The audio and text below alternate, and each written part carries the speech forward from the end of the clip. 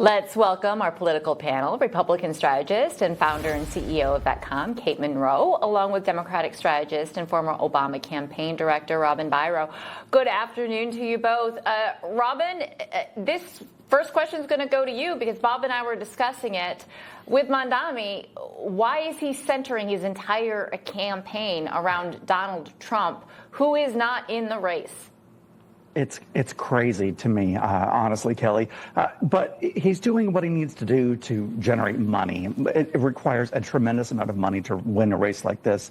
And right now, everybody's talking about Trump, who loves to stay in the headlines every single day. It doesn't make sense to me, but the only way that it does make sense is, like I said, when it comes to fundraising. That's it. Let me ask you, Kate. And I know California, I've lived there, so I know it's a different kind of place.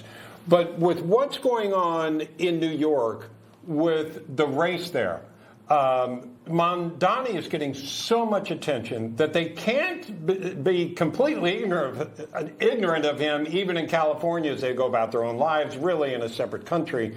But how do they feel about what's going on in New York and in the Democratic Party, which that is part and parcel of?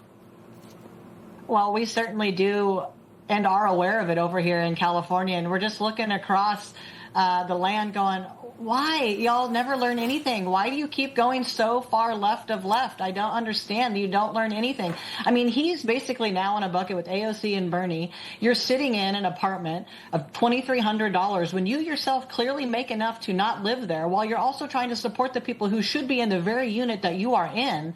This is just like AOC and Bernie getting in their private jets, flying around, trying to say that they're for the little guy. I don't understand it. And they try to do the same stuff here in California. I mean, look at Newsom. The man is so tone deaf to what we want here in California, and then he thinks he's going to parlay this feckless failure into a presidential run. These people have no idea the will of the people, and I hope they're met with the most just voting violence, if you will, that they just don't even get in. I can't deal with it anymore. Robin, you brought up a good point about capturing the nation's attention and fundraising, and a lot of politicians on both sides of the aisle are known for that, but they're not known for their policies and enacting the policies. Mondami is getting all of the headlines, but then Jasmine Crockett comes to mind on the Democratic side, the Texas lawmaker who's in a battle with President Trump, going viral, and says that she's made it. She has her moment. Is this the future of politics, given how much money is needed to win? Or are we going to kind of come back to the center where we have people actually debating, having policy debates as to what's the best for Americans? Unfortunately, I'm just going to be intellectually honest. This is the future of politics, and I hate it. I hate that the loudest, most extreme voices in the room get the most attention. And absolutely, they get all the media clips. Everything Jasmine Crockett says, AOC says, and the others, Ilhan Omar, go viral.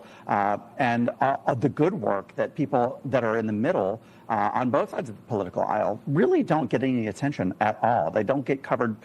No one pays attention to that except for the true political nerds like all of us here on this panel. But it's tough. Jasmine Crockett's getting drawn out of her district in Texas. I understand that she's mad as a wet hen. I would be too. But we need to pay attention to the work that's actually getting done, because all of the rest of this are distractions, Kelly.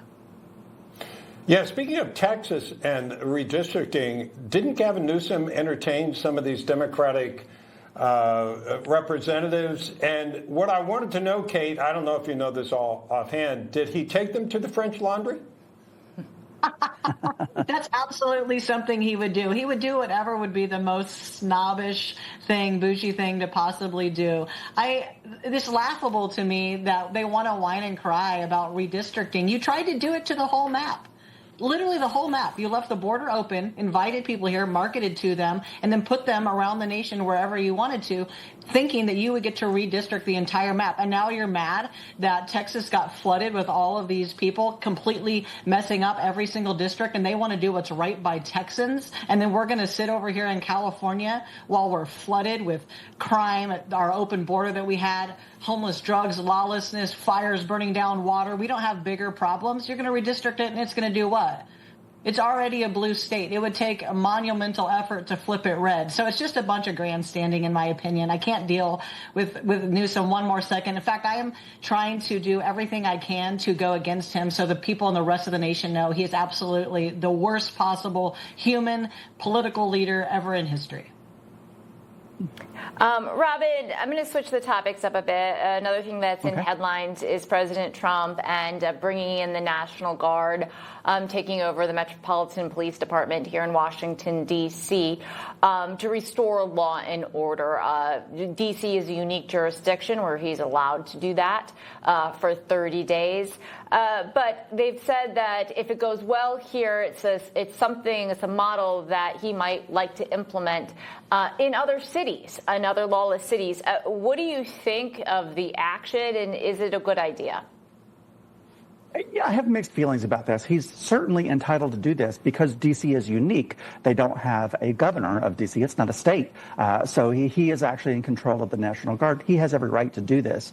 But if they're looking to use this as a model to take it to other cities and states, they need to do it across the board, not just blue states. Because I can tell you, for example, that I'm speaking to you in Georgia, but right next door in Alabama, crime is more than double per capita what it is right there in D.C. So, you need to do this across the board, not just use it as a political tool to punish blue states, for example, and blue cities. But there are certainly red states and red cities where crime is higher percentage per capita than it is in D.C. right now. So I would like to see it applied fairly across the board if he does, in fact, do that, Kelly. Very quickly, Kate, if there's a Democratic president in the future and he or she wants to send in troops into Alabama, assuming that what Robin is saying is true, is that okay?